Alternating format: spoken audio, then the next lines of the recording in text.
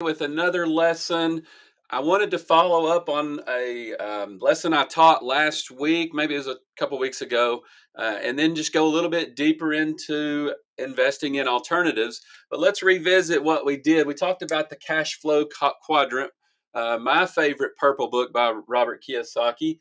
I'm going to put the cash flow quadrant up here again just so we can kind of remember what that was about. First of all, there's the quadrant. A lot of people start out as an employee. Uh, then we really think owning our own gig is where it's at. So we move to self employment. Then we realize, hey, I need to build a business around this. And so we do that.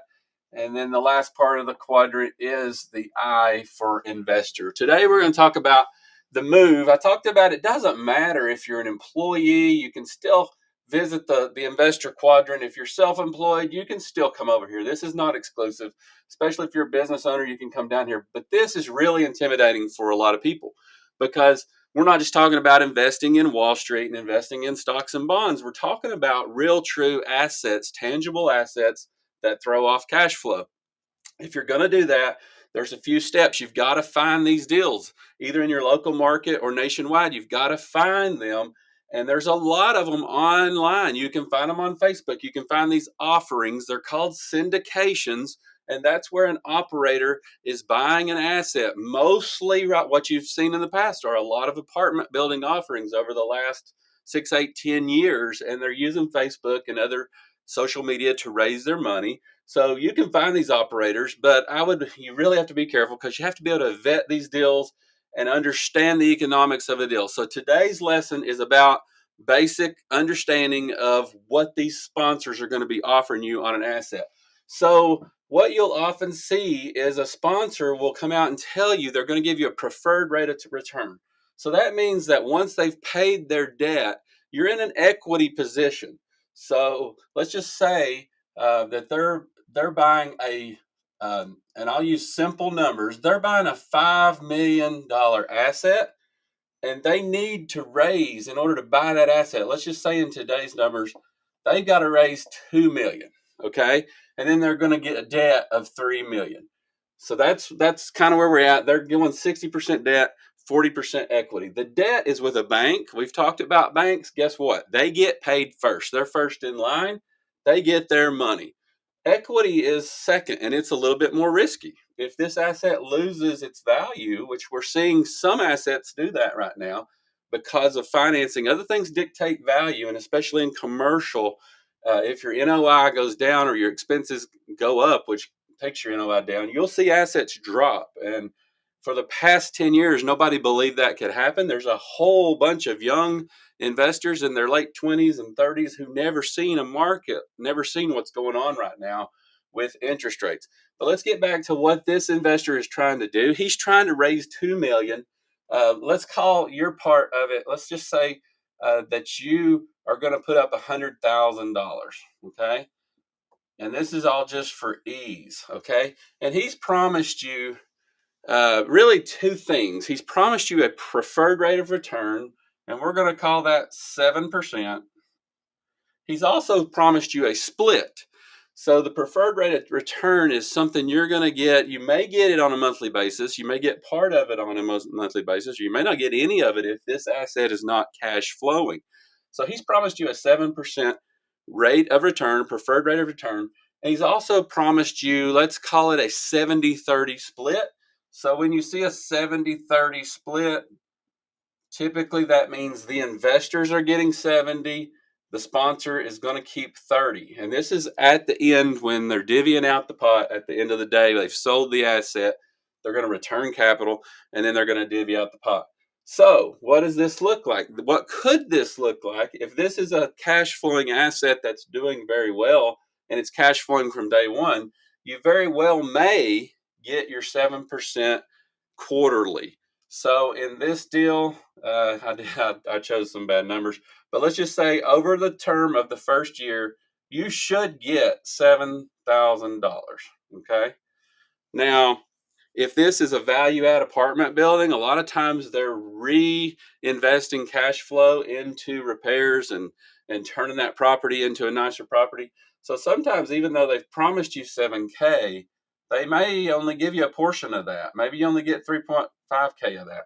Sometimes that happens a lot. So in this asset, just a real quick number is if that was the year, if for the year you only received $3,500 of 100K, you made 3.5% on your money. Okay. That means they still owe you at the end 3.5 to make that up. That happens quite a bit. We're seeing that quite often today. But also, there are assets. One of the reasons I chose the marina asset that I brought to my group a month or two ago is because it cash flows nicely.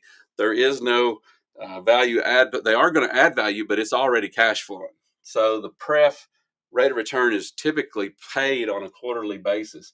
And like I say, if the pref, let's say the pref were 8%, you're going to get 2% each quarter. So you may get 2,000 in the first quarter, 2,000 in the second quarter, and on down the line. But let's say when the asset sells, at the end of the day, let's say that they pay off the debt and then they're going to return capital to the investors. They've got to return the equity to the investors. And let's say after they've done that, they've got 1 million. And we'll go ahead and get the zero set. They've got $1 million to split, and they've promised you 70-30. Okay. Now what they're going to first do is go back and look. Hopefully, not all sponsors do this, but most will go back and say, do we owe any pref return? Well, yeah, in year one, we only got them 3.5, and in year two, so if there's any pref return, it gets made up. So over a 5-year period of time, and that's what we're going to say is that these economics are a 5-year term. They bought the apartment building or the asset. They spent 5 years raising rents, fixing apartments, making them nicer. And after 5 years, they've sold the asset, and here we are. So typically, you're going to end up with 35,000 at the end of the day from your pref return. And they told you they were giving you a 70-30 split. So the investors, let's say if that was $1 million, they're going to get 70,000. Okay. And let's just say of this $1 million, you put in 100,000. You were one of 10 people to put in 100,000. You've got a 10% claim on that 700,000. Sorry about that. You've got a 10% claim of that 700,000, which is the 70-30 split. Your 10% is going to be another 70,000. So over 5 years, not only you invested 100,000, you're going to get your 100,000 returned. They're going to pay the mortgage. You're going to get your 100,000 returned. Then they're going to look at the money and they're going to split it 70-30, and you're going to get another 70. So we'll put your 100 here because it came back. So we have a total here of $205,000, and you started with 100K. That is what we call an equity multiple.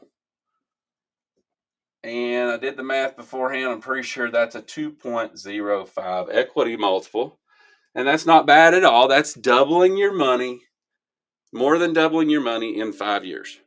So we're always looking for assets to do the bare minimum to do that. Okay. And these are the simple, there's internal rates of return. There's other ways of figuring, but this is the basic way to see how the economics work. And it's very important to understand this. And then you need to understand what can happen right here, because as this investor gets better at what he does, he's going to get more efficient. But also, if you're a part of a group, what this investor is looking for, at the end of the day, this sponsor is probably getting really good at finding assets. He may be able to find 4 or 5 of these apartment buildings. Maybe if he's a big operator, even more. He can find 4 or 5 self-storage facilities a year, or he can find 4 or 5 mobile home parks, maybe even 8 or 10 mobile home parks. And some guys will create a fund.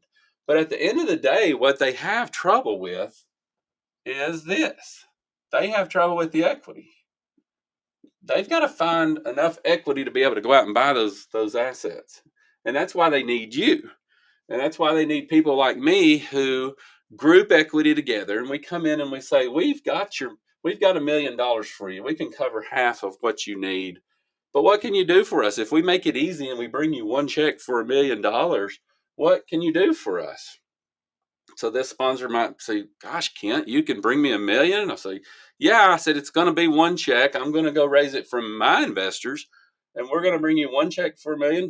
What can you do?" And he said, "Well, man, if you can do something like that, Kent, I could do an 80-20 split with you, and I'll give you at 8% preferred rate of return." So let's look at and see what investing not by yourself, but investing with a group. Let's look at what that does. We're going to change these numbers. We're going to change them to 8. So, and we're going to change this to 80-20. Now, why would he do that? This is a lot of work raising money.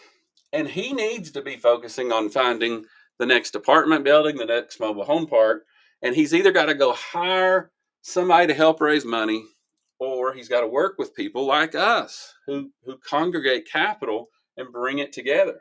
So we're going to look at the same $100,000 investment, and instead of 35K, we're looking at 8% of 100,000, and that's 8% per year. You're going to get 40K, and then we're coming over here, and at the end of the day, the numbers are same. Instead of 700, we're getting 800.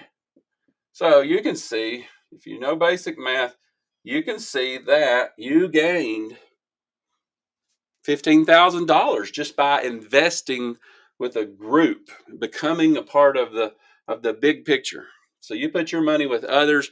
We came in and we got these better economics. Then your equity multiple, obviously, this turns into 200 and what we got? That's not right. 40 and 205K, 100. It's 220. And you can kind of see that what we did is we improved our economics. And so you'll hear me saying improved economics by group investing. That's what we're talking about. So is it worth it to invest as a group? I think so. This person made $15,000 in addition, a $3,000 per year um, rate of return. So, obviously that's pretty significant. It's worth it to look at deals together. Not only to mention all the benefits you get by this. What I do is I vet deals, and most of my investors look at me and say, "Is this a good one, Kent?" And I wouldn't be bringing it to you if it wasn't a good one. So I'm vetting deals for my investors. This is how we move and how we go into deals. We get these preferred economics, or we don't play. We go into the next deal. And most of the time, the guys that are serious about their business, they understand that relationships are key. And so they're willing, believe it or not, they're willing to do this. If you've ever been on this side of it, it's hard. This guy's got to he's got to get an accountant and cut K1s to the investors. He's got to keep up with them and email them every month and tell them how the deal's going. And this takes a load off him, and that's why he's willing to do this and give the better economics. So hopefully this lesson helped you to understand splits, helped you understand pref a little bit. Again, it doesn't matter where you're at. If you're an employee, a self-employed person, a business owner, and obviously investor, you need to cross over the cash flow quadrant. You need to get a portion, if not 50% or more of your money out of Wall Street and onto Main Street. And the way you do that is through these syndications and funds that are out there. You got to find these guys, you got to vet these guys, you got to know the economics, you got to know where you're starting from and what you're looking for. Deals like this might not be right for you because the cash flow may not give you what you need during your retirement. But if you're younger and you can wait for these returns, these are great for you. So you want to put a nice mix of these type of deals in your portfolio, maybe um, one or two multifamily deals. You might do one or two self-storage facilities. You need to throw some kind of really super tax advantage deal in there, like an oil and gas. And then you've got car washes, you've got marinas, you've got short-term short-term rental funds, all these kind of things. I go out and I meet these people. I'm actually headed to Orlando on Thursday to meet more fund managers and more operators, because that's what where I need to be leveraging my time, but I also need more investors. So if this at all intrigues you, how we can improve the economics of any deal, My goal is to make it easy. I want to make investing in these alternatives as easy as Charles Schwab made it for you to invest in his mutual fund. And that's why people are afraid. They're intimidated by this world. I want to take that intimidation away. I want to make it easier for you. I want you to understand the risks and how we mitigate those risks. Wall Street wants you to think these risks are too high to overcome. All these risks can be mitigated. I think it's riskier to trust Wall Street with your money and accept what they say is a 6, 8, 10% return when we can easily see that the return on money here was well over 20%. So if you're accepting the Wall Street norm, if you're drinking that Kool-Aid and you want to keep drinking that Kool-Aid and sporting that red mustache, go ahead. But I'm here to help you get some of your money out of Wall Street and onto Main Street. That's my goal. That's my dream, is to show investors how to do this. You can do this alone, and I'll teach you how, but it's so much better if you'll do it with us and we do it together. We can enjoy these improved economics, and I can take a lot of the load and stress of vetting these deals off of you. So I hope you enjoyed this lesson